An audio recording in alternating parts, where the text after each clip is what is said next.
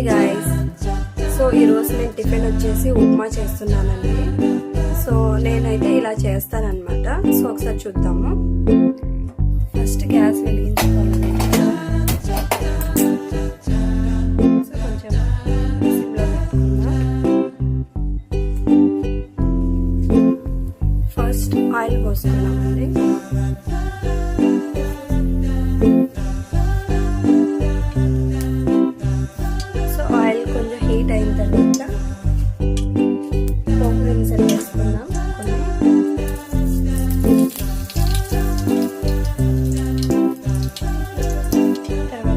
రెండు పచ్చిమిర్చి అన్నమాట. సో వేసేసుకుందాం.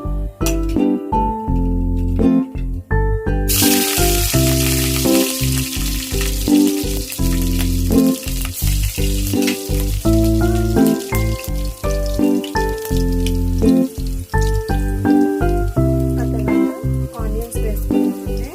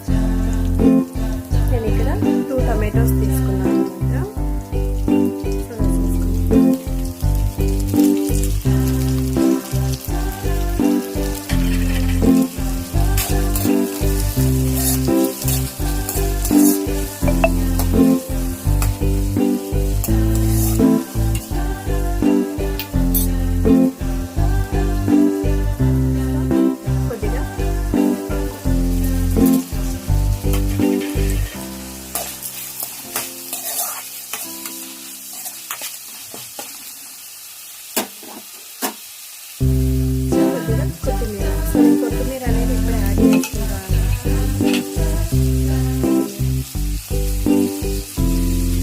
ఆయిల్లో బాగా ఫ్రై అయిపోతే టేస్ట్ బాగుంటుంది కొత్తిమీర. సో అందుకే కొత్తిమీర ఇప్పుడు యాడ్ చేసుకుంటాను.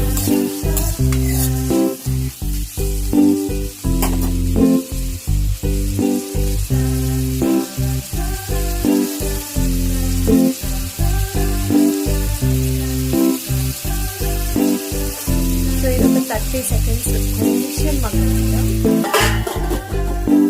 సో నేను ఉప్మా రవ్వ ఈ గ్లాస్తో 1.5 గ్లాస్ ఉప్మా రవ్వ తీసుకుంటున్నాను అనమాట. సో ఇది 1 గ్లాస్, హాఫ్ గ్లాస్ అనమాట. సో 1.5 గ్లాస్ ఉప్మా రవ్వ తీసుకున్నాను. సో ఇది అనమాట. సో ఇప్పుడు వాటర్ పోసుకున్నాం.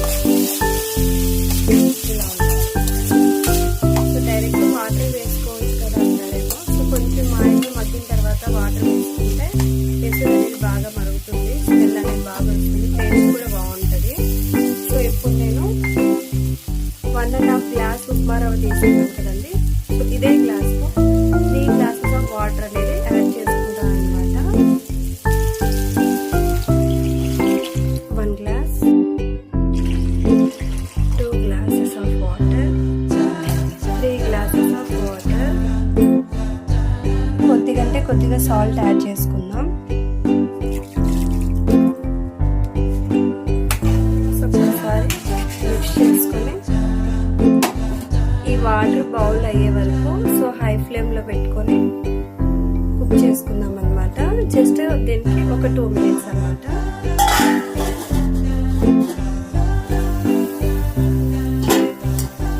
సో వాటర్ అనేది బాగా మరిగింది, బాగా కాగిందనమాట. సో ఇందులోకి ఉప్మా రవ్వ యాడ్ చేసుకున్నాము. వేసుకున్న వెంటనే కలగదిప్పుకోండి బాగా, ఎందుకంటే గడ్డలు కడుతుంది కాబట్టి. సో వెంటనే ఒకసారి కలిపేసుకోండి.